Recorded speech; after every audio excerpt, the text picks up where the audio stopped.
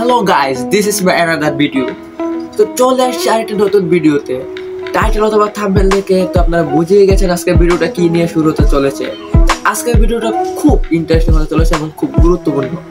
আজকের ভিডিওটা খুব আকর্ষণীয় এবং মনোযোগ দেখবেন, একটু স্কিপ করবেন না, তাহলে আপনি পুরো থিমটা বুঝতে পারবেন এবং আপনি আপনার গেমের প্রতি আগ্রহটারও বাড়িয়ে নিতে পারবেন এবং আপনি আমার গেমটাকে আরো ইমপ্রেস করতে পারবেন। যেটা করে ভিডিওটা শুরু করা যাক।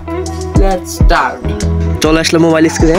তো আমরা যদি প্রথমে টিমের মধ্যে ক্লিক করি, এখন এখানে দেখুন কর্নারে এখানে দেখুন রয়েছে 4-4-2 4-5-1 4-3-3 5-3-2 5-2-3 5-4-1 3-5-2 এবং 3-4-3।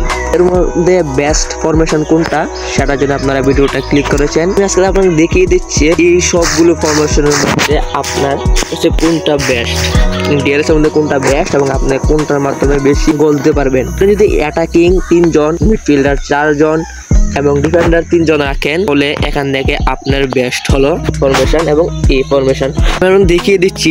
যদি আপনি এই ফরমেশনে দেখেলেন তাহলে এখানে দেখুন FDCF মাঝখানে খেলতে পারবে, RW একজন, LW একজন, এখানে AM, এখানে রাইট ব্যাক, এখানে লেফট ব্যাক এবং এখানে DM। এটা স্ট্রাইকার এবং মিডফিল্ডারের জন্য বেস্ট একটা ফরমেশন এবং ডিফেন্ডার 3 জন CB এখানে খেলতে পারবে।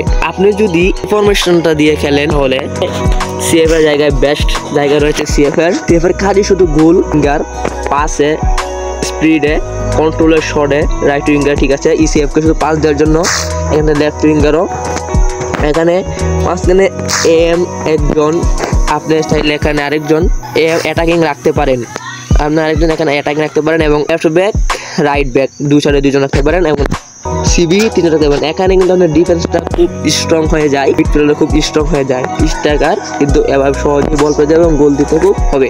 ফরমেশন দেখালে আপনাদেরকে রয়েছে এটা কিন্তু একটা বেস্ট ফরমেশন, এটা প্রথম ফ্রিতে দিয়ে থাকে আপনারা, কিন্তু সবচেয়ে ভালো ফরমেশন হলো এখান থেকে এটাদের আপনি বেস্ট ভালোভাবে খেলতে পারবেন এবং ইকুরেট পাসে গোল করতে পারবেন। আজকের ভিডিওটা এই পর্যন্তই। ভালো লাগলে অবশ্যই চ্যানেলটাকে সাবস্ক্রাইব করবেন এবং একটি লাইক করে দিবেন।